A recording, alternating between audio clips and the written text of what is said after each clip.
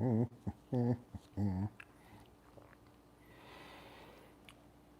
welcome to Paul's Take. And today is my take. I'm doing a little self-help for my friends. That's right. Today I'm giving back. I figured lots of people there in the world have been told all their lives that be yourself. You're a wonderful person. If you just be yourself, you'll find the right people, you'll make the right friends, you'll get the right jobs, everything will turn out just dandy just by being yourself. Well, how's that been working out for you? Well, if it's great, if your life is wonderful and you got a ton of friends and you ton of money and you got the perfect job and a perfect everything, then being yourself is a-okay, especially if you're got a lot of friends, got a lot of girlfriends or boyfriends or married and happy, get a perfect job making millions and millions of dollars, then hey, being yourself worked out for you and you're probably not watching this video.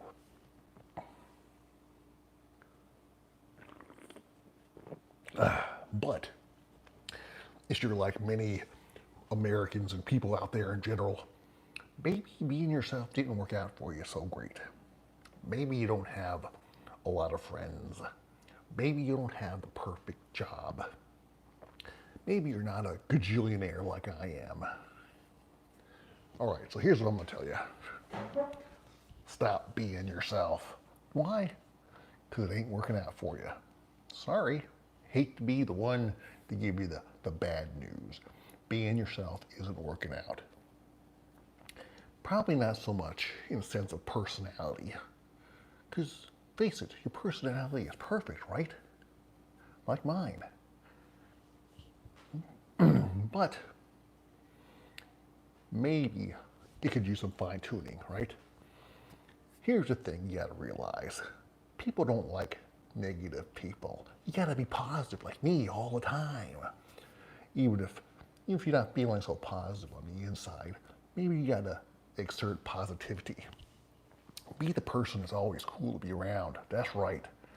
Anyhow, if you're not being yourself, then who are you supposed to be? Think about it. If you is not working out by being yourself, then who could you be? Who could you be? Who could I be? Who do I want to be? Have I completely succeeded yet in my life? Not quite yet. I'm on my road. I'm on the road to where I want to be, which is a gazillion billionaire, being the most popular podcast in the universe. I'm not there yet, but I'm doing better than a lot, and I'm feeling pretty darn grateful. But I'm not there yet. So, if I'm not me doing my best of myself, who could I be? I know. I could be Joe Rogan. I could be, the guy, what's his name? I don't know. Some other awesome podcaster. Joe Rogan's he got a contract for $10 million. What a deal per year, for 1 year, I believe. That's my understanding. Don't get me wrong, I'm not sure. So, I envy his position, his job, his success, his podcast, his wonderful, his great guest. So I will be Joe Rogan from now on. Just call me Wannabe Joe. And I will watch him like a hawk. I will watch every show, see how he talks to every guest, see what he's wearing, see what he's drinking, see what he's smoking, see where he's working out. And I will try to absorb his energy. That's right. When you see me, you're going to be seeing him. Why? Because me didn't work. So by me not working, yeah, I could try to be creative, but no. Why? Why reinvent the wheel? Stealing is a form of flattery. Find out who you want to be and be that person. Copy that person. Figure out the format. What are they doing to get where they are today? Are they watching TV for 8 hours a day when they get home? Probably not. They're probably not. They are probably working. And maybe they worked hard before and now they're They're enjoying the fruits of their labor and they're just chilling out. But at one point, for them to get to where they are, they probably were busting their butt day in and day out for years and years and years, working nonstop. People that are very successful probably work every working hour. They're focused on their number one goal. Don't diversify. Forget diversifying. That's for losers. What do I mean? I mean this. If your goal is to be the greatest artist of all time, then every waking moment you should be working on your art. Don't be like, well, I gotta set time for this and set time for that, and I can't do it because I gotta do this, and I can't do it because I gotta do that. Forget them stuff. The priority is your goal. Number one. Focus on your goals. Number one. That's it. Everything else is number two. You think you have to go to the gym? Forget the gym. Forget it. Accomplish your daily goal first. And then if you got time left over, then go to the gym. Go walk the dog or something after you accomplish your goal. Go feed the kids after you accomplish your goal. They can feed themselves. They're grown. If not, they can figure it out. That's what I'm saying. So you find out who your role model is and stalk them, straight up stalk them. Go hang out by their house. Go to their gym. Go to wherever they eat. Hang around them. Get their energy. Steal it. And then become them. Work hard at being. You gotta figure, what would he do? What would Joe Rogan do? What would he do? That's what I'm gonna do. Is he goofing around with his friends on the weekend? He probably is now to a bit, but to get to where he was, or to get to where he is now, I'm sure he put in a lot of hard hours just working on his craft. And I think he was a stand-up before he was whatever he is now, the podcast champion of the world. I don't know. But work on that. Put on the long hours of your art. If you want to write a book, then write. Don't wait. Don't wait till you have the perfect equipment. Do I got the perfect equipment? No, I'm sitting in my kitchen, for God goodness sake. I'm not in a studio. I don't got cool lighting, sound guy, guest, nothing. All I have is me and a refreshing beverage. What am I using? I got this mic. That makes a big difference. You can hear me much better. I suggest you get a mic. But if you don't have to have a mic. If you want to be a writer, write. Every waking moment. Be focusing on your story and writing all day long. If you do a screenplay, then work on it. All right? What kind of movies you want? What you're gonna do? Watch the movies. See, wow, what made that movie great? What made that singer great? What made that sandwich great if you want to be a cook? Be fat. If you're gonna be a cook, you better be eating a lot. Just experiment all day long, eating, cooking. I don't know how to be a cook. I never cooked. Nonetheless, you get my point, all right? Don't be yourself, because whatever you've been doing so far, if you ain't there yet, then it's not working. Put more attention to it. Focus on your goal. Remember in what's it called? What's that movie with the cowboy comedy? And not Blazing Saddles. Let's see, I'm gonna find out. There's nobody watching now anyways. Let's just check it out. Cowboy movie with, I forget the guy's name. Cowboy Way? No. Is that it? That's not it. I'm sure of it. No, it's, let's see here. Comedy, cowboy comedies. Guess we'll do a comedy.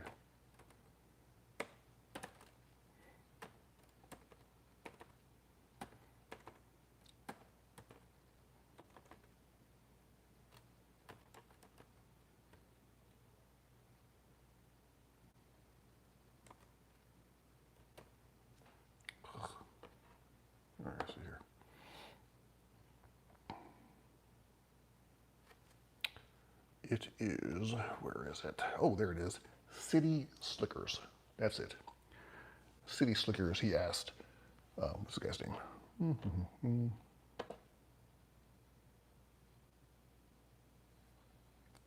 That was a good movie, by the way. If you ever watched it, I highly recommend it. Let's see. Where is it? How's my options?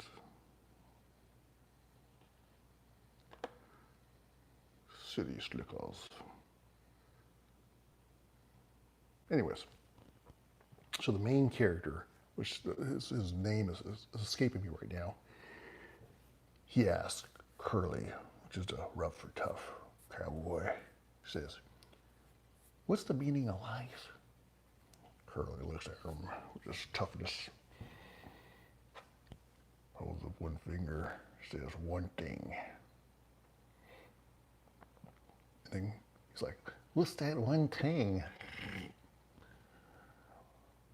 The one thing is whatever that one thing is for you.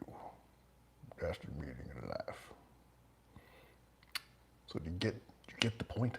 He's saying that the meaning is different for everybody. For you, it could be different than me. But what is that one thing, the one dream, the one thing that gets you going? Focus all your energy on that one thing. Everything else, if it doesn't fit, forget about it.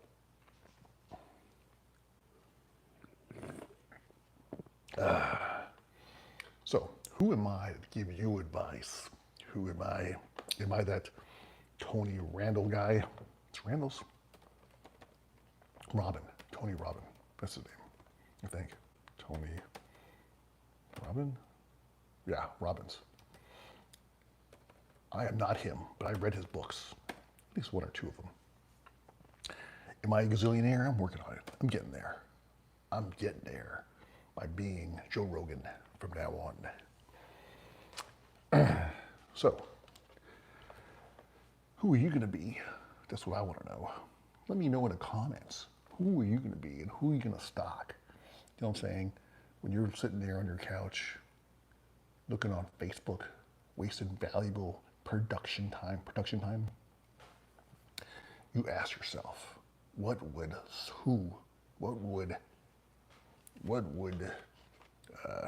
Joe Rogan do? You're Joe Rogan, not my Joe Rogan. Whoever your Joe Rogan may be, what would he be doing?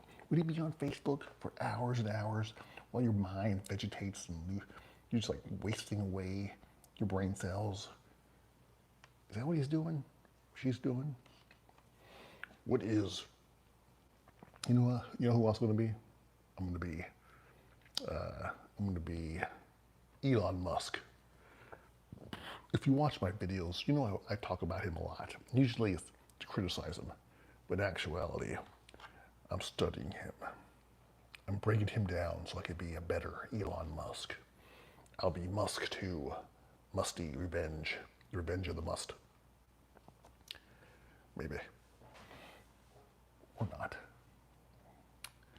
He's kind of smart. I guess it takes kind of brains for that. But hey, what's brains got to do with it? You need is vision, and my spaceship will be better than his. His is called, what's his code? Space X ship. What's it called? It's intergalactic, planetary, no, that's a song, wrong one. SpaceX. Oh, what's this thing called? The Jupiter. No, that's something from a movie, I'm pretty sure. Steel, built steel is all chrome. What's the name of it? It's so hard to get stuff nowadays. I need an assistant. It's these cartoon looking ships he's got. They don't even look real. Doesn't it make you wonder, changing subjects, why all of a sudden the big interest? It's like we're having a space race part 2 between us, China, I'm not sure so much about Russia. They've been doing their thing for a while, but they're not really pushing the boundaries of I don't think. So Elon Musk I think he started pushing the boundaries, and everybody's trying to catch up. We can't have the United States kicking butt again. Hey.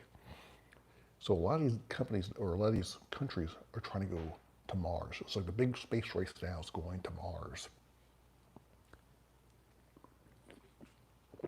Oh, it's about time, right? Here's my thing. I was talking to a friend of mine before, and it's like, how is it that we went to the moon before I was born? We went to the moon. I think it was 6 times, 5 times, with the rockets. They had the computing power of a calculator. A lot of people don't even know what calculators are. These young kids. It's like that little thing on your app, your phone. There's apps. It's a calculator. You do your math on there. Well, imagine not an app, but a whole device, just a calculator, and that was the computing power of the rockets that went to the moon. A lot of people think we didn't go to the moon. Maybe we didn't go. How could we go on a calculator? How could we go way back when, before I was born, we went to the moon with calculator-powered rockets? And we haven't gone since. And based on how super high-tech we are now compared to where we were when we went to the moon, we should be going there like that. It should be like the easiest thing ever. If you saw the cars back when we went, where did we go?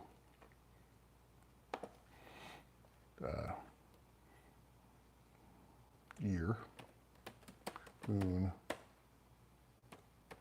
landing. So we landed on the moon in 1969.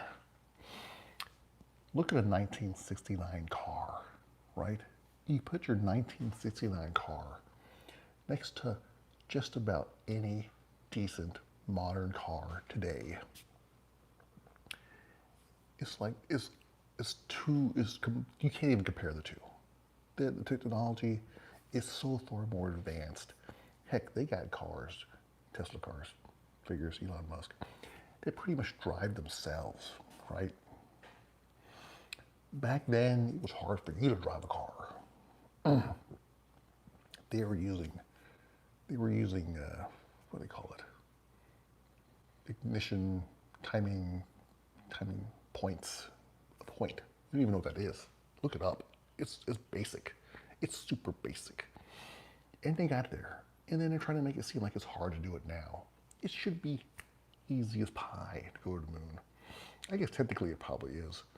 But it seemed like we should have been back there long ago. It seemed like I should be able to go down to the local shop and get a car or a plane, rocket, and fly to the moon just for myself without even going somewhere else.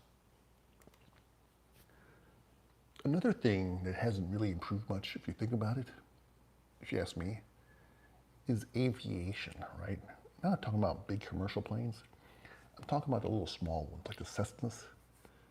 How are Cessnas, like a tiny small Cessna, don't seem to have changed much from now as it did probably 30 years ago. Exterior-wise, they look tiny. How do you spell Cessna? I have no idea.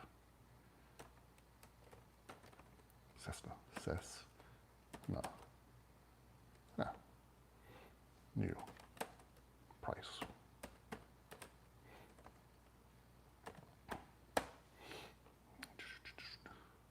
All right, new Cessna price.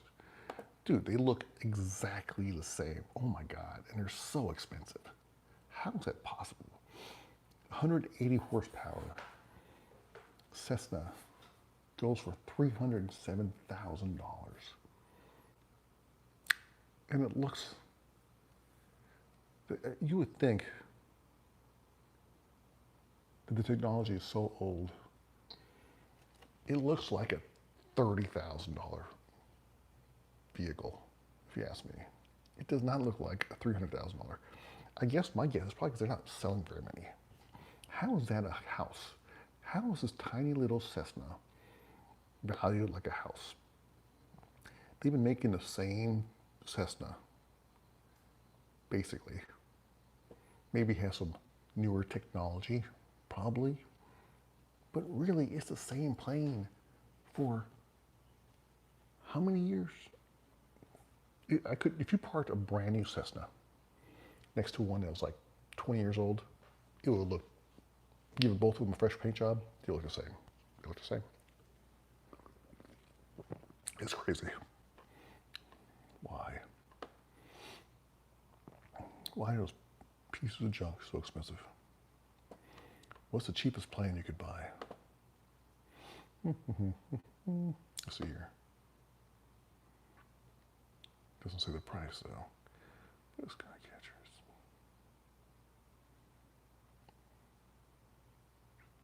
Doesn't make sense why they're so expensive.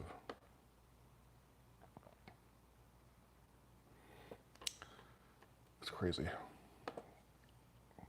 They're probably selling like three a year. That's probably why. Stay in business, the guy's selling for crazy.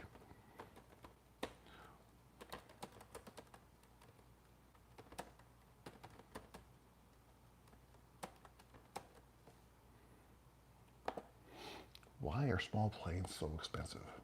Let's see. Small private aircraft are expensive because they aren't mass produced. The reason is that the market for them isn't huge. The general public sees them as hard to fly or dangerous. They aren't, of course, and they're costly, super costly. Yeah, it should be a $30,000 plane, the basic one. Yeah, I think entry-level Cessna should be $30,000, if you ask me. Who wants to fly if it costs $300,000? I think I know the truth. That's a cover. That's right. You heard it from me first. It's a cover. The reason why they're so expensive is because they don't want you to fly. That's right. They don't want you up in the air. They want you on the ground. When you're up in the air, you'll see things. They don't want you to see things. They don't want you up there seeing UFOs, seeing things on the ground. They don't want the skies to be crowded. No, they want it to be like a exclusive club or something. You gotta be fancy. You gotta be part of the aviation club to fly around. If it was $30,000, everybody would have them. The flies would be the sky would be full of planes, and they don't want that. It'd be dangerous for one, but still, they just want it to be an exclusive thing. That's why. They're keeping the skies privatized, fancy, upscale, because it's up. That's why. Anyhow, after all this, this podcast or whatever, I think I'm gonna try to do maybe see how this does. This is it's kind of nice because I don't have to edit at all, right? It's just put it out there, and if you watch it, you watch it. If you don't, I'll go watch some television. What? No. Anyhow, I got a little bit sidetracked, but remember, keep in mind, don't be yourself. Don't be me, because it's too complicated. I don't even know what I am. And also, what's even more important is to remember that I am not a certified anything. Whatever I say, I'm not responsible for. Use your own common sense to do what you think is right. Don't listen to me. Listen to me, but don't blame me for what I say that you do. You should do. But don't blame me if it doesn't work out. Because I didn't say it. You're crazy. Anyhow, thanks for watching Paul's Take, and that's my take on being successful like me. Thanks for watching Paul's Take. Make sure you hit like and subscribe for more content.